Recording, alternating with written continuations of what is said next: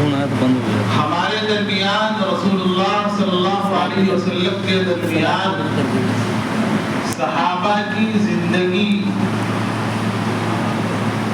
ایک بیچ کا راستہ جو ہے وہ صحابہ اکرام رضوان اللہ تعالی علیہم اجمعین ہے، اور واسطہ صحابہ اکرام رضوان اللہ تعالی علیہم اجمعین ہے۔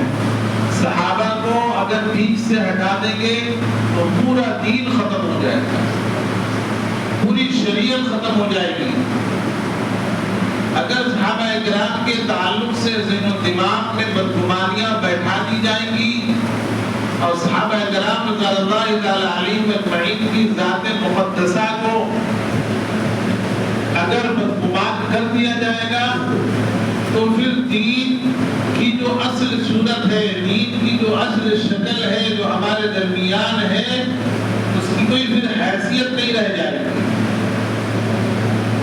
اس لیے دشمنان اسلام نے ہمارے صفوں کو پارا پارا کرنے کے لیے، ہمارے دل و دماغ میں شکوک و شبہات ڈالنے کے لیے، ہمارے ذہن میں دین کے خلاف باتوں کو بیٹھانے کے لیے صحابہ کی زندگی کو سامنے لایا اور صحابہ کے تعلق سے بدگمانیاں پیدا کرنا شروع کر دی۔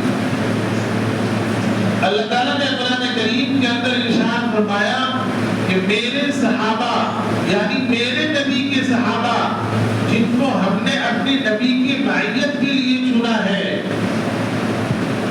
اس کے دفاع میں خود کروں گا۔ میں اللہ ہوں، میں خود اپنے نبی کے صحابہ کا دفاع کروں گا۔ اللہ تعالیٰ نے قرآن کریم کے اندر ارشاد فرمایا ان اللہ یدافع عن الذین آمنوا، بے شک اللہ تعالیٰ دفاع کرتا ہے ان لوگوں کا جو ایمان لائے۔ نبی علیہ السلام کے زمانے میں جو لوگ ایمان لائے تھے وہ کون تھے؟ بولے صحابہ کرام رضوان اللہ تعالی علیہم اجمعین تھے نا۔ نبی کے زندگی میں جو لوگ ایمان لائے وہ صحابی کہلاتے ہیں۔ میں نے گزشتہ ہفتے بھی کہا تھا کہ صحابی کا تعارف کیا ہے، صحابی کس کو کہتے ہیں؟ صحابی اس شخص کو کہتے ہیں جو ایمان کی حالت میں اللہ کے نبی صلی اللہ علیہ وسلم کو دیکھا ہو اور ایمان کی حالت میں دنیا سے رخصت ہوا ہو، اس کو کیا کہتے ہیں؟ صحابی کہتے ہیں۔ اور صحابہ کا ہی ایمان مطلوب ہے۔ اللہ تعالیٰ نے قرآن کریم کے اندر ارشاد فرمایا آمنو کما آمن الناس، اے لوگوں ایمان لاؤ کہ کیسا ایمان لاؤ؟ جیسا صحابہ نے ایمان لایا۔ آگے اللہ تعالیٰ ارشاد فرماتے ہیں والسابقون الاولون من المہاجرین والانصار والذین اتبعوهم بإحسان رضی اللہ عنہم ورضوا عنہ، جو سابقین اولین لوگ ہیں جنہوں نے ہجرت کیا، جنہوں نے اسلام قبول کیا، جنہوں نے محمد عربی صلی اللہ علیہ وسلم کے ہاتھ پر اسلام قبول کیا، رضی اللہ عنہم ورضوا عنہ، اللہ ان سے راضی ہو گئے، وہ اللہ سے راضی ہو گئے۔ اللہ تعالیٰ آگے ارشاد فرماتے ہیں لقد رضی اللہ عن المؤمنین اذ یبایعونک تحت الشجرۃ، کہ اللہ تعالیٰ ان سے راضی ہو گیا جو اس درخت کے نیچے نبی علیہ السلام کے ہاتھ پر موت پر بیعت کیا تھا۔ یہ تب ہوا تھا جب عثمان غنی رضی اللہ تعالی عنہ کے بارے میں یہ واقعہ مشہور ہو گیا صحابہ کے درمیان۔ ایک تفصیلی واقعہ ہے، یہ واقعہ مشہور ہو گیا کہ نعوذ باللہ حضرت عثمان غنی رضی اللہ تعالیٰ عنہ کو شہید کر دیا گیا۔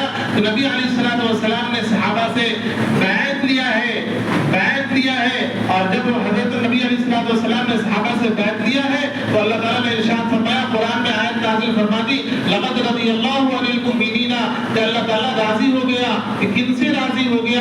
ان ایمان والوں سے راضی ہو گیا تحت الشجرۃ، کہ جنہوں نے اس درخت کے نیچے نبی علیہ السلام کے ہاتھ پر بیعت کیا۔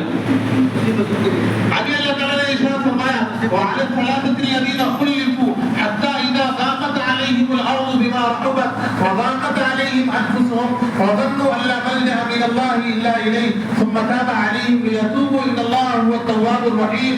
اللہ تعالیٰ ارشاد فرماتے ہیں کہ جو غزوہ تبوک کے موقع سے چند صحابہ کرام پیچھے رہ گئے تھے، وہ غزوے میں شریک نہیں ہو سکے تھے، تو اللہ تعالیٰ نے ان کے بارے میں ارشاد فرمایا کہ بھائی جو لوگ پیچھے رہ گئے تھے نبی علیہ السلام کے کہنے کے باوجود ان کے بارے میں بھی کچھ مت کہو. لقد تاب اللہ علی النبی والمہاجرین، اللہ تعالیٰ نے ان کے بھی گناہوں کو معاف کر دیا. صحابہ کو اللہ تعالیٰ نے کیا کیا؟ نبی معصوم ہوتے ہیں، نبی معصوم ہوتے ہیں. اور صحابی مغفور ہوتے ہیں. اور اللہ کے نیک بندے یہ محفوظ ہوتے ہیں. نبی معصوم ہوتے ہیں اور صحابہ مغفور ہوتے ہیں، اور اللہ کے نیک بندے یہ محفوظ ہوتے ہیں. اللہ تعالیٰ ان کو محفوظ رکھتا ہے گناہوں سے، دیگر خرافات سے. اسی لیے کہا گیا کہ ساری دنیا کے کتب اور ساری دنیا کے ابدال اور سارے دنیا کے اللہ والے اور ان کی ساری نیکیاں ایک جگہ جمع کر دی جائیں، تب بھی کسی ایک ادنا درجے کے صحابی کے پیر کے دھول کے برابر نہیں ہو سکتی. صحابہ کی ذات چھوڑ دیں، صحابہ کی ذات تو بڑی چیز ہے. پوری دنیا کے کتب اور ابدال کو جمع کر لیں، پوری دنیا کے ولی اللہ کو جمع کر لیں، اور سارے کتب اور ابدال صحابہ کے قدموں سے اٹھنے والے جو گرد و غبار ہیں ان کے برابر بھی نہیں ہو سکتے. کیوں؟ کیونکہ انہوں نے نبی کو دیکھا ہے ایمان کی حالت.